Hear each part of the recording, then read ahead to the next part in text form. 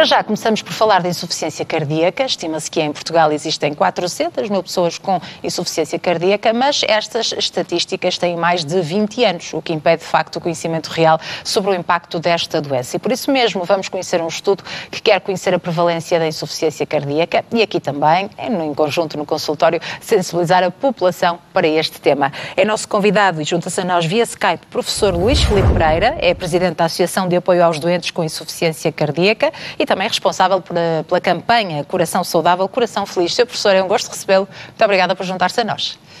Muito obrigado pelo convite de poder participar, falando de um tema tão importante como é a insuficiência cardíaca. Sem dúvida alguma. E antes, de facto, de percebermos como é que este estudo está a ser feito e esta campanha que está a percorrer o país de norte a sul, se calhar conseguíamos explicar primeiro em que consiste a insuficiência cardíaca, como é que se caracteriza, Sr. doutor, aos nossos telespectadores? Sim, claro.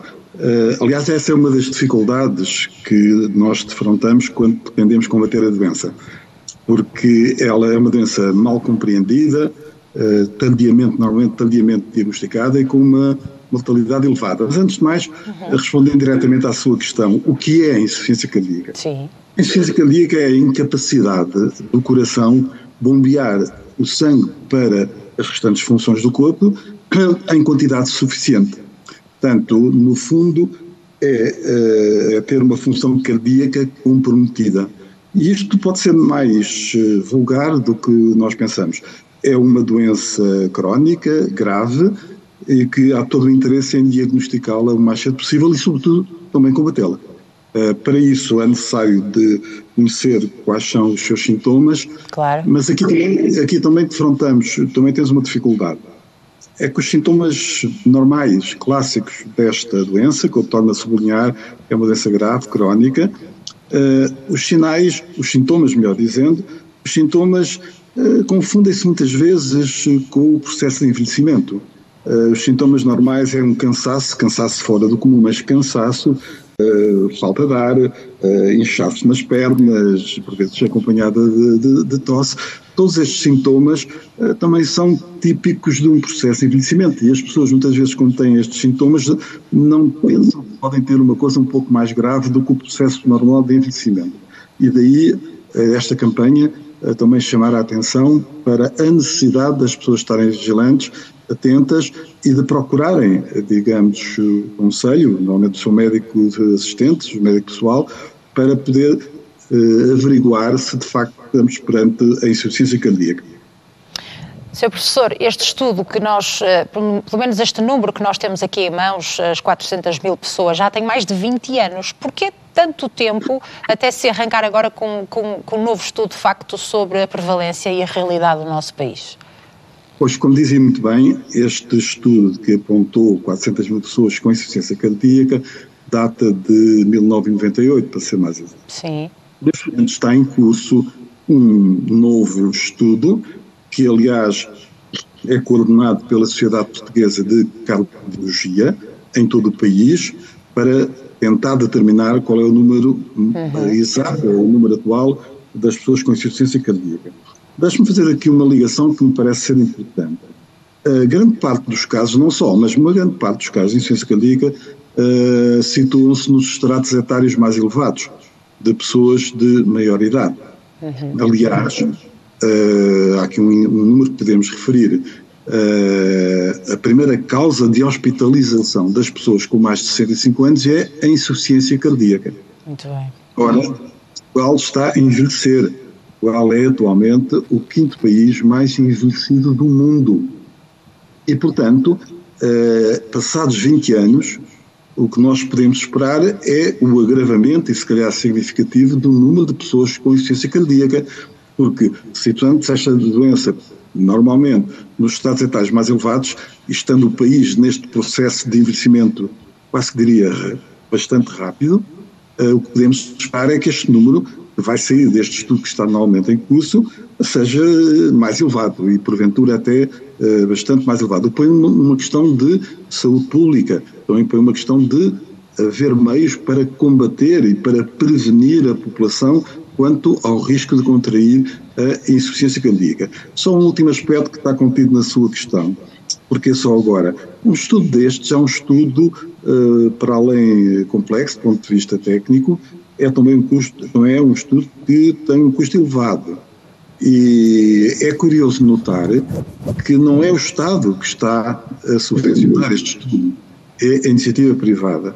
E, portanto, também é mais um aspecto que eu gostava aqui de sublinhar, sendo certo que, do ponto de vista técnico, todos os cuidados foram tomados, aliás, a cargo de uma instituição altamente prestigiada nesta área das doenças cardiovasculares, que é a Sociedade Portuguesa de Cardiologia, que está a confirmar o estudo e está a colocá-lo no terreno.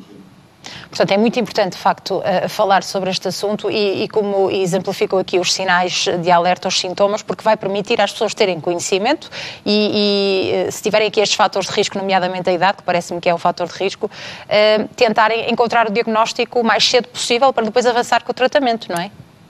Exatamente. Bom, deixe-me dizer que, estando a doença concentrada em muito nos estados mais etários, não significa que não existam pessoas de estados etários mais jovens que não tenham a doença. Normalmente, também as causas podem estar associadas a ataques cardíacos ou infartos de miocárdio tidos anteriormente, ou o problema da pressão arterial também, ou de pessoas até mais novas que porventura tenham doenças coronárias. Isto é, há um espectro relativamente largo de causas que podem criar a insuficiência cardíaca. Bom, porquê o interesse de detectarmos com maior rapidez a doença? Porque, uma vez detectada, pode ser tratada e assegurar uma qualidade de vida e uma esperança de vida, depois de contrair a doença, bastante mais elevada. Para isso, quanto mais cedo for esse diagnóstico, melhor. Bom, e aqui também gostava de traçar uma dificuldade que infelizmente existe. Ou duas, digamos. Uma é o acesso da população, digamos, a médico de família. Sobretudo eu estou aqui neste momento a falar de uma região, que é a região de Lisboa e Val do Tejo, onde se concentra o problema da falta de médicos de família pelo Serviço Nacional de Saúde. Não é caso específico, não é a única região. Este problema da falta de médicos de família atinge todo o território, todas as regiões, mas aqui faz-se notar, digamos, com maior acuidade. Ora, é importante que as pessoas tenham esse acompanhamento, porque o que se passa é o seguinte: normalmente as pessoas só detectam que têm esta doença grave quando têm um episódio e é detectada a doença nas salas de urgência dos hospitais. Deveria ter sido feito, ou que deveria ser detectada, esta doença deverá ser detectada é nos cuidados primários, através do seu médico de família. Claro. Este é um aspecto. Depois há um outro aspecto que tem a ver com uma análise específica, cujo nome é um bocadinho esquisito, chama-se natriurética, enfim, que é uma análise específica, concreta, da detecção da insuficiência cardíaca, que, apesar de insistências, também nossas como associação, não está a ser subsidiada, não está a ser comparticipada como os restantes medicamentos de outras áreas estão a ser. Portanto, há também aqui um aspecto importante. Eu devo dizer que, muito recentemente, a associação que eu presido pediu uma audiência à Comissão Parlamentar de Saúde, à Assembleia da República, para, entre outros aspectos, não só voltar a importância de chamar a atenção da população para esta doença, que, como eu disse, é mal compreendida. As pessoas não sabem o que é a insuficiência cardíaca. Quando se fala de diabetes ou de um cancro, as pessoas sabem o que é. De insuficiência cardíaca, as pessoas não sabem o que é. Ora, esta doença tem uma taxa de mortalidade elevada.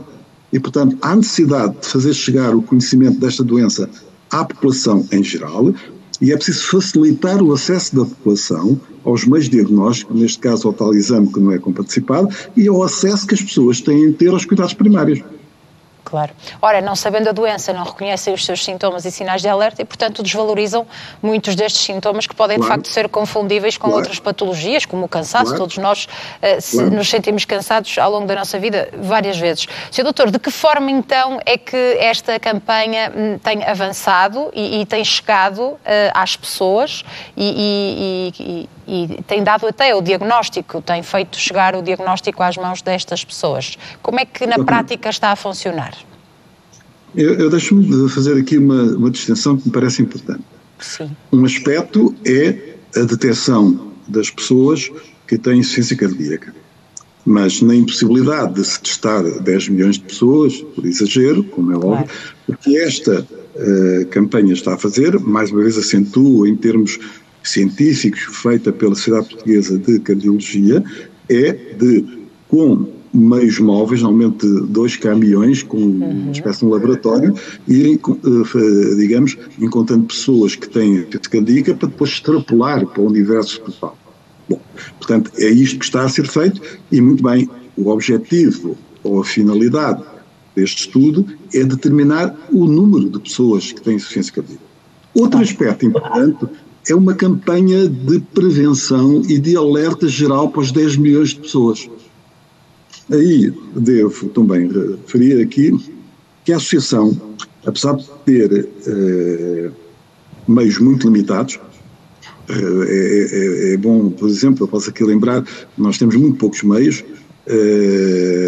os nossos associados pagam €1 por mês para ser associados, portanto temos meios muito limitados, mas apesar disso conseguimos pro bono, através do contacto com meios de comunicação social, da colaboração das televisões, da colaboração da rádio, de empresas da comunicação social, digamos, de publicidade, conseguimos, há cerca de 2 meses atrás, pôr de pé uma campanha que tentou atingir os 10 milhões de pessoas.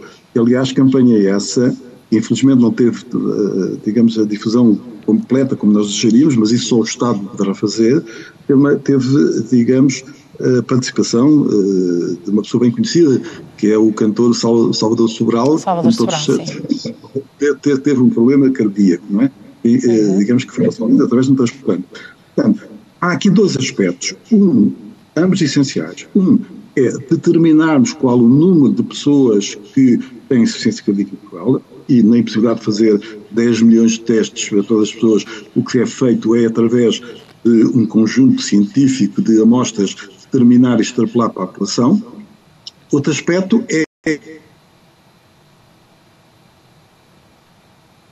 de uma maneira generalizada a insuficiência cardíaca e os cuidados que é preciso ter para evitar o mais possível contrair a doença.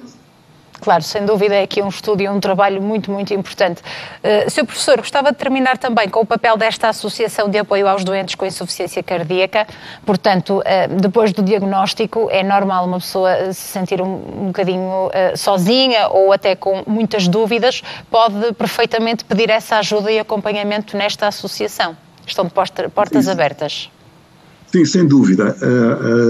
A ADIC, cujo nome é Associação de Apoio aos Doentes com Insuficiência Cardíaca, mas não só apenas aos doentes, aos cuidadores, aos familiares. Claro. Nós temos feito várias ações. Para já, devo referir, no nosso site encontram uma informação importante para todas as pessoas que se querem inteirar do que é a doença e de como combatê-la. Portanto, esse site está disponível a todo momento na net, como é óbvio. Temos feito também várias campanhas de esclarecimento de dúvidas. Por exemplo, fazemos reuniões em hospitais, juntando profissionais de saúde, médicos, enfermeiros, doentes, famílias e também connosco, a discutir os problemas de insuficiência cardíaca e a dar uma maior relevância.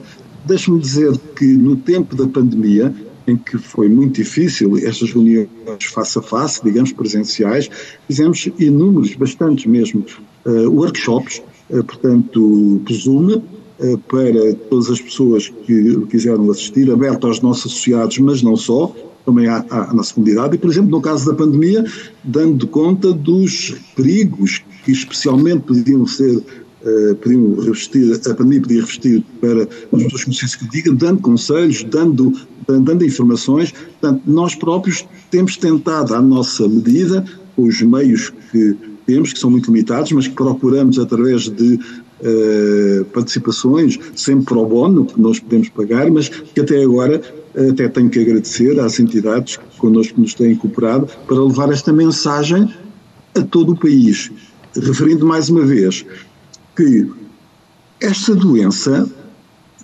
estima-se que terá uma prevalência muito rápida devido ao envelhecimento. Estima-se que poderá aumentar de 30% a 50% até ao final desta década. a insuficiência cardíaca tornar-se-á uma das principais patologias, se não a principal patologia em Portugal. E, portanto, é importante que os poderes públicos também reconheçam esta situação e que também tomem a seu cargo esta necessidade de alertar, de dar às pessoas a informação, porque, como referi, faltando um pouco ao início, é uma doença mal compreendida, que as pessoas não sabem muitas vezes o que é. Muito bem, Sr. Professor, muito obrigada pela sua intervenção neste programa. Aguardamos então novos desenvolvimentos e por essa resposta política tão importante e útil para todos estes doentes. Muito obrigada pela sua presença, ainda que via Skype, e continuação do excelente trabalho. Muito obrigada, foi um gosto recebê-lo. Obrigado. Neste programa